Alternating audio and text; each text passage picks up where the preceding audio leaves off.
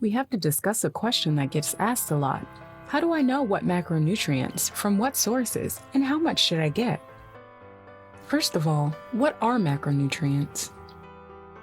Vitamins and minerals are traditionally considered macronutrients because they are essential to our health, meaning we have to get them from food to live. There are also non-essential macronutrients, for example, flavonoids that are health promoting but not essential. There is only one way to know if you are actually getting enough macronutrients. You see, eating enough macronutrients and having enough macronutrients in your body are two different things. For example, we may eat all the vitamin B12 we want, but if we have pernicious anemia, our intestines don't absorb any. So the only way to honestly know if we are getting enough macronutrients is to measure them from blood. The problem is that these tests are costly and won't necessarily be covered by health insurance. So the second best way is to eat a good variety of macronutrient-rich foods and hope you'll get enough of macronutrients from those. The good thing is that if you eat a balanced diet, you'll be getting at least 98% of your macronutrient needs. There are different classes of foods you should be eating because all of them have different macronutrient composition.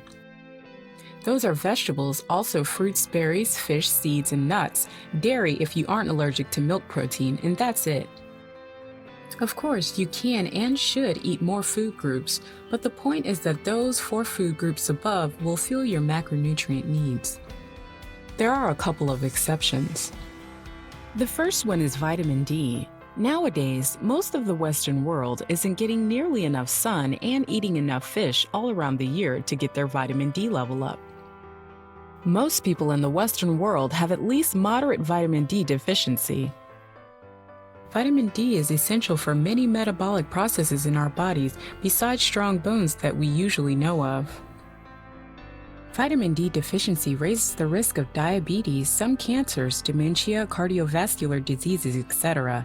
Vitamin D concentration should be taken from the blood sample for every single person to identify the right amount of supplementation.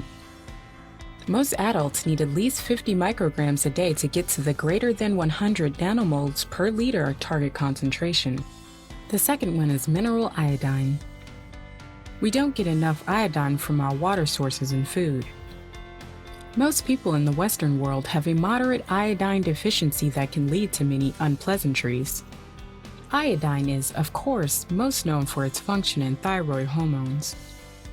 A fully functioning thyroid gland needs at least the urine concentration taken from urine for practical purposes greater 100 micrograms per liter. Most of us need an iodine supplement to cover the need, but the right amount depends on your iodine levels. But what about multivitamin? Can I just take one pill per day and forget the problem? Unfortunately, it is not that simple. First of all, multivitamins have many macronutrients combined into one pill, but they contain just a tiny amount and doesn't really do anything in your body. For example, a typical multivitamin has 5 through 20 micrograms of vitamin D. That is not nearly enough to cover your needs. Of course, taking a multivitamin doesn't hurt. In extensive studies, there hasn't been any rise in mortality, but no lowering effect also. If you have a deficiency in any macronutrient, you probably need that macronutrient in a larger dose.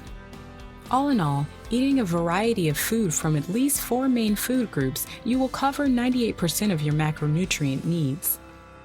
In cases of diseases, primarily intestinal, that can cause malabsorption, you should consider measuring macronutrient levels or consult with a competent doctor.